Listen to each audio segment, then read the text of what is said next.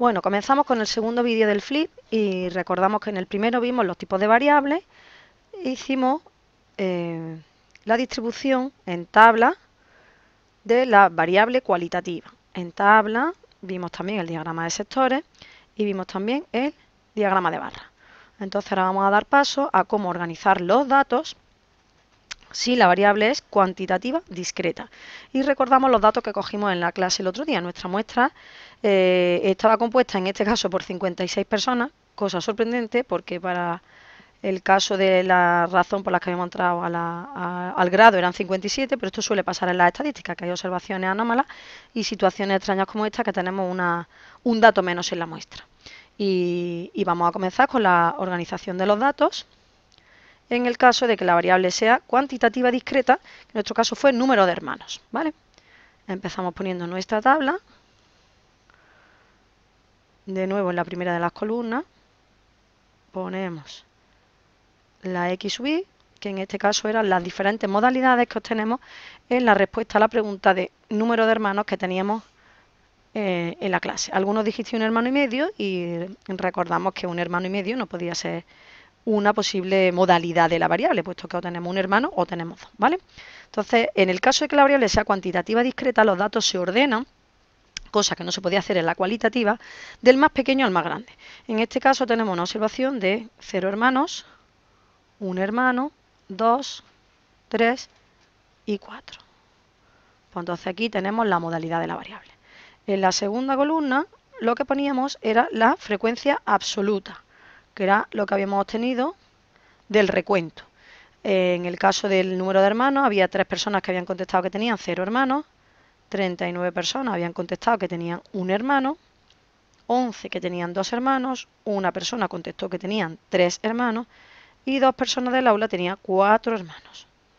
Lo que, como he dicho antes, hace un total de un tamaño de la muestra de 56 personas. Pues nada, ahí tenemos nuestra tablita en la que, recuerdo, tenemos aquí la modalidad y la frecuencia absoluta, como decíamos en el caso de la variable cualitativa. La modalidad y la frecuencia absoluta. La reflexión que hacemos ahora es la misma que hacíamos en el caso de la variable cualitativa. 39 son muchos, son pocos. 11 son muchos, son pocos. Pues it depends. It depends ¿de quién? Del total de la muestra. Con lo cual ponemos una nueva columna que recordáis que llamábamos F sub I y su nombre técnico matemático era frecuencia relativa, en la que jugamos con la fracción en su significado, parte y todo. Entonces tenemos que 3 personas de un grupo de 56 han contestado que tienen 0 hermanos, 39 personas de un grupo de 56 han contestado que tienen un hermano, 11 de 56 contestan que tienen 2 hermanos, 1 de 56 y 2 de 56. ¿De acuerdo? Si sumáramos todo esto, nos daba 1. ¿Qué ocurre? Que estas fracciones son muy bonitas, pero por la calle nadie dice 39 de 56. Lo que se habla en la calle serían tantos por ciento, porque esto realmente serían tantos por 1. Por eso poníamos aquí otra columnita que coincidía también con la que habíamos empleado para la variable cualitativa, perdón, que era la F sub I porcentual. Entonces, si esta se llama frecuencia absoluta, esta se llamaba frecuencia relativa, esta era frecuencia relativa porcentual. Exactamente igual que en el caso de las variables cualitativas, ¿vale? ¿Qué es lo que hacíamos para obtener los datos que vamos a colocar aquí en la columna de la frecuencia relativa porcentual? Pues muy sencillo, cogemos nuestra calculadora, dividíamos 3 entre 56, que eso sería el tanto por 1, y al multiplicarlo por 100 nos daría el tanto por 100. Y en este caso concreto esto nos daría un 5,36%, un 69,64%, un número bien bonito, un 19,64%, un 1,79% y un 3,57%. Estas cantidades son más o menos aproximadas, porque claro, al dividir 3,56 y multiplicarlo por 100, a lo mejor no nos da exactamente 3,56, pero ya veremos en un taller de estimación cómo se redondea, cuáles son los errores absolutos y relativos, pero eso lo veremos más adelante, en temas siguientes. Entonces, si os dais cuenta y sumamos aquí aproximadamente, nos da un 100%. el total de la población, ¿vale? Entonces, este dato que hay aquí, el 5,36, ¿cómo se interpreta? Bueno, pues que el 5,36% de la población tienen 0 hermanos. De la población, no mentira, de la muestra. Que el 69,64% de los alumnos tienen un hermano, el 19,64 tienen 2 hermanos, el 1,79 tienen 3 hermanos, el 3,57 tienen 4 hermanos, ¿vale? ¿Qué ocurre ahora? Pues que vamos a completar la tabla un poquito más. Antes no tenía razón de ser completarla porque no había orden en las diferentes modalidades de la variable, ya que era cualitativa. Pero ahora, al ser una variable cuantitativa y aparecer aquí un orden, tiene sentido que acumulemos, que es lo que se llama estas 3 columnas de frecuencia. Luego vamos a poner unas 3 nuevas columnas que serían las acumuladas de las anteriores. ¿Y cómo se va a simbolizar estadísticamente? Bueno, pues se emplean las mismas letras que se han empleado, pero ahora en mayúscula, como para identificar que, estamos acumulando. ¿Y qué es eso de acumular, Teresa? Bueno, pues ahora lo vamos a ver. Esto nos servirá para calcular la mediana, que la veremos en el siguiente vídeo. Vamos a ver. La acumulación sería poner como una especie de aspirador aquí. Es como si pusiera para la n sui grande de la n sui pequeñita, ¿vale? Vamos como aspirando. Me explico. Aquí vamos a poner un 3. ¿Eso qué quiere decir? Que hay 3 personas que han contestado que tienen 0 hermanos. ¿Y aquí cuántas voy a poner? Pues mira, voy a poner 42. ¿Por qué? Porque he metido en mi aspiradora 3 y 39. En fin, tengo estas dos cantidades. ¿Y cómo se interpreta entonces este 42? Pues mira, hay 42 personas en la muestra que afirman que tienen un hermano o menos. Si seguimos aspirando, ahora nos saldría aquí 53. 3 más 39 más 11, o sea, ya tenía aspirado hasta aquí y ahora hago y meto 11 más, lo que implica que el 42 pasa a ser un 53. ¿Cómo interpretamos este 53 que aparece en la columna de la frecuencia absoluta acumulada? Pues este 53 quiere decir que hay 53 personas en la muestra que tienen 2 hermanos o menos, 2 hermanos, 1 o 0, por eso vamos acumulando. Ahora aquí tendríamos obviamente 54. ¿Qué es lo que hacemos? En la aspiradora ya teníamos hasta aquí y metemos otra bolita más. Ya teníamos 53 y ahora tenemos 54. De nuevo, este dato quiere decir que hay 54 personas que tienen 3 hermanos o menos, o contestan que tienen 3 hermanos o menos. Y ya por último, sumamos los dos que nos quedan y nos sale un 56, en el que este 56 se interpreta como que el total de la población ha contestado que tiene 4 hermanos o menos. Por eso sería la suma de todos estos que hay aquí. Tenéis que daros cuenta de que siempre este número coincide con el tamaño de la muestra, ¿vale? Si esto está bien hecho, ese número coincide con este. Ok, ¿ahora qué ocurre? Pues de nuevo vamos a acumular las f sui pequeñitas, ¿de acuerdo? Las f sui pequeñitas las podemos acumular de varias maneras. Podemos sumar aquí o relativizar la columna del n sui grande. A mí personalmente me resulta más cómodo relativizar la columna del n sui grande. Es decir, pondríamos de nuevo la fracción en su significado parte todo y diría, de 56 personas, 3 tienen 0 hermanos, de 56 personas, 42 tienen un hermano o menos, o ninguno. De 56, 53 tienen 2 hermanos, 1 o ninguno, o sea, tienen 2 hermanos o menos. De 56, 54 tienen 3 hermanos o menos. Y obviamente, mirad lo que pasa aquí, de 56, 56 tienen 4 hermanos o menos. Y aquí daros cuenta como lo que nos sale que sería el unito que nos había salido aquí. ¿Qué ocurre? Que de nuevo aquí no tenemos porcentaje, pues ponemos al lado la porcentual, en la que calcularíamos 3 entre 56 y lo que nos dé lo multiplicamos por 100. Entonces, esos nuevos porcentajes serían obviamente 5,36 porque no hay nada acumulado, aquí ya tendríamos un 75% acumulado, un 94,64, un 96,43 y aquí nos saldría ya el 100% de que el 100% de la población tiene 4 hermanos o menos. De nuevo observamos como este 100% coincide con el 100% de la suma de toda la columna de las frecuencias relativas porcentuales. Le ponemos esto los nombrecitos y esta sería frecuencia absoluta acumulada, ¿vale? Esta sería frecuencia relativa a acumulada y esta sería relativa porcentual acumulada, es decir, el mismo nombre que tenían estas tres pero con un apellido, que sería el acumulada. Por eso se recuerdan con la f sui grande, la n sui grande y la f sui grande porcentual.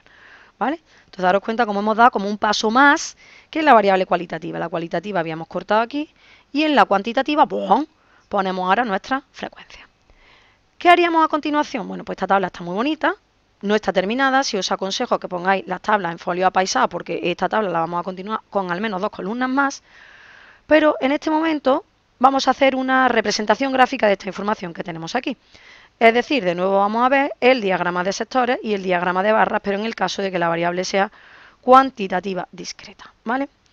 Con lo cual, empezamos por el diagrama de barras. Nuestro diagrama de barras, ponemos unos ejes coordenados.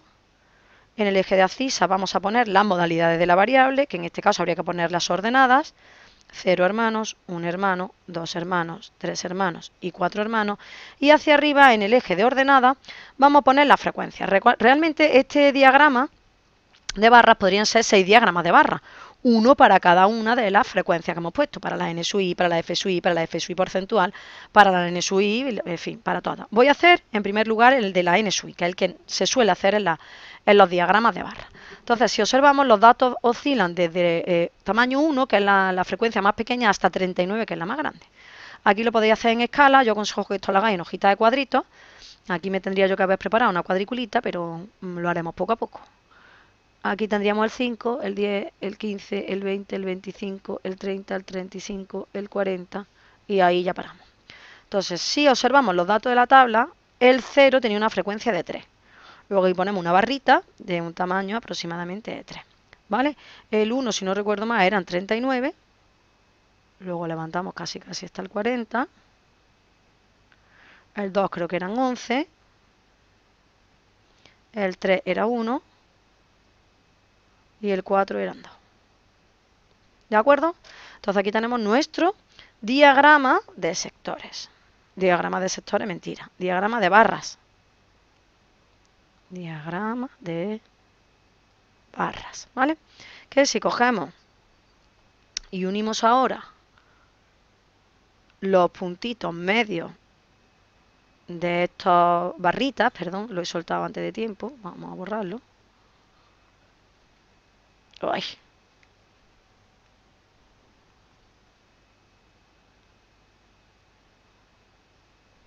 Vamos a ver si lo hago bien.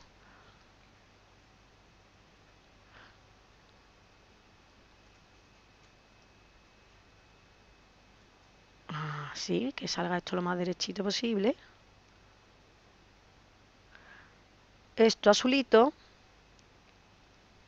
es lo que se llamaba el polígono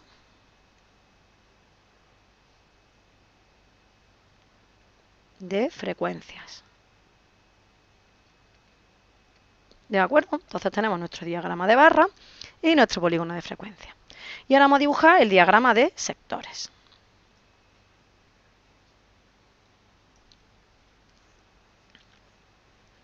Cogemos aquí la herramienta para pintar el circulito.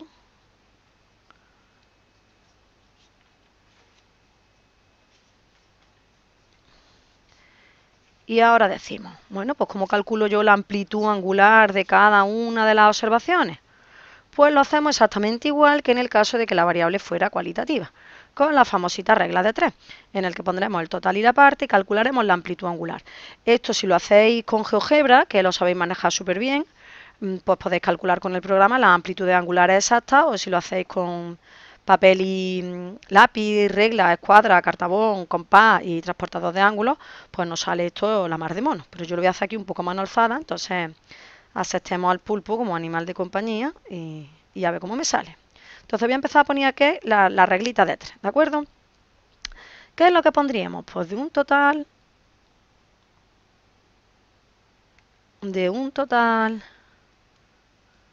de 56, la parte que ha contestado que tiene 0 hermanos son 3, lo que quiere decir que de un total de 360 grados, que sería la amplitud angular que tendría todo el sector, todo el círculo, el primer sector circular tendría una amplitud, reglita de 3, 360 por 3 entre 56, que me da una amplitud angular de 19,29 grados, ¿vale? Siguiente regla de 3. Ya voy a poner T y P porque soy matemática y la lengua no es lo mío.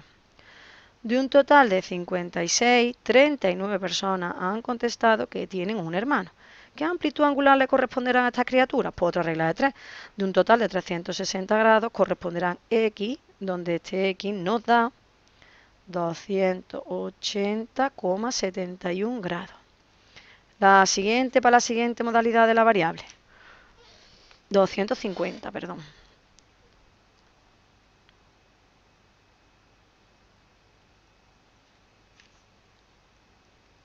perdón, de un total de 56, 11 contestan que tienen dos hermanos, la amplitud angular que correspondería sería de nuevo X, donde este X nos sale 70,71 grados, de un total de 56, la parte que han contestado que tiene 3 hermanos son 1, la amplitud angular que correspondería a 360 grados sería X, donde este X nos da una amplitud angular de 6,43 graditos. Y ya por último, la última modalidad de la variable de 56 tenemos 2, pues de 360 tendremos X, X nos daría 12,86 grados. Con lo cual, teniendo en cuenta todas esas amplitudes angulares, pues yo puedo hacer más o menos el siguiente sector circular que correspondería a los que tienen 0 hermanos. Pues más o menos son 19,29 grados, pues sería una cosita así, muy chiquitita, ¿vale? Y a eso pues le vamos a dar un colorcito, vamos a darle un color azul, por ejemplo. Entonces, coloreamos así esto de azulito y ponemos aquí nuestra leyendita, decimos pues en azulito son los que tienen 0 hermanos, hermanas. Ahora vamos a pintar pues los que tienen un hermano, que son los que tienen una amplitud angular de 250,71, ¿vale?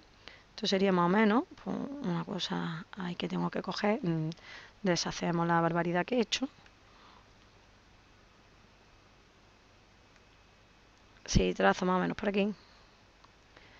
Y elegimos ahora el color rosita, pues toda esta gente que hay aquí, que son 250 grados con 71, sería el sector circular correspondiente a las personas que han contestado que tienen pues un hermano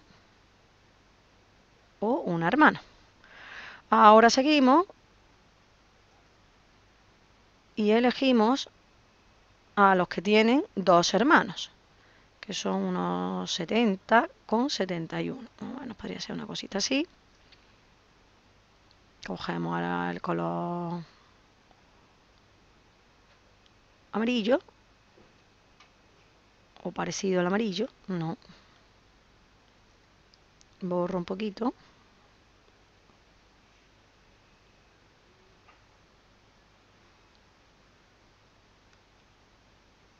Entonces, amarillo verdoso un poco raro, pero bueno, no nos importa. Aquí tenemos los que tienen 2 hermanos, hermanas. Cogemos ahora otro colorcito. Por ejemplo, podemos coger el rojo para poner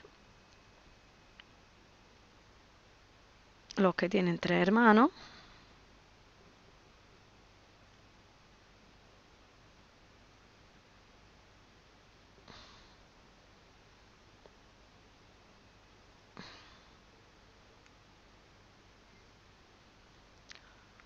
Pues aquí tenemos 3 hermanos, hermanos o hermanas. Y ahora ya el que nos queda, que serían 4, pues lo podemos poner en una tonalidad más o menos verde. Pues ponemos nuestra leyendita y estos son pues, los individuos que tienen 4 hermanos o hermanas. Os daréis cuenta cómo tenemos nuestro sector circular y cómo tenemos nuestro diagrama de barras junto con el polígono de frecuencia. Y esta sería la manera en la que se representan gráficamente los datos. Normalmente siempre nos lo suelen presentar pues así con el diagrama de sectores, o el quesito, como lo conocemos vulgarmente, y polígono de frecuencia y diagrama de barra. Y hasta aquí pues vamos a ver en este vídeo en el que vemos cómo se organizan las tablas de la variable cuantitativa discreta y cómo se representan gráficamente tanto en diagrama de sectores, le vamos a poner aquí su nombre, diagrama de sectores, nuestro diagrama de barra y nuestro polígono de frecuencia de las variables cuantitativas discretas. Y voy a hacer, me estoy dando cuenta ahora mismo que podemos hacer otro polígono de frecuencias, que lo voy a hacer antes de terminar, que sería el de la acumulada, ¿vale? Cosa que no teníamos en la variable cualitativa. ¿Veréis por qué? Voy a considerar ahora estos otros datos, ¿vale? Pongamos aquí otro eje coordenado. De nuevo pongamos el 0, el 1, el 2, el 3 o el 4. Y ahora aquí lo que pondremos será la frecuencia acumulada. Con lo cual la mínima frecuencia acumulada era de 3 y la mayor frecuencia acumulada obviamente será 56. Es para que comparemos los dos polígonos de frecuencia. Tendríamos entonces 5, 10, 15, 20, 25, 30, 35, 40, 45, 50, 55 y 60. Bueno, pues el 0 tiene 3, el 1 tiene 42, más o menos por aquí, el 2 tiene 53,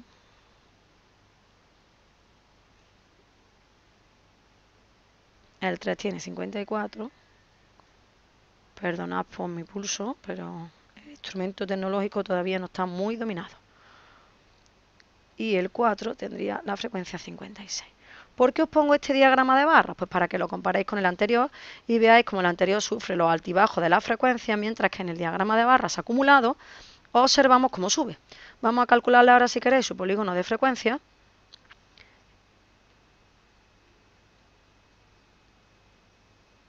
Y veáis cómo este polígono de frecuencia pues va en aumento, partiendo desde la mínima frecuencia hasta el tamaño de la muestra, que sería 56, ¿vale?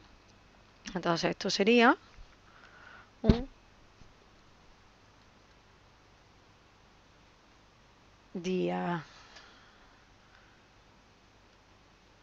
de barras acumulado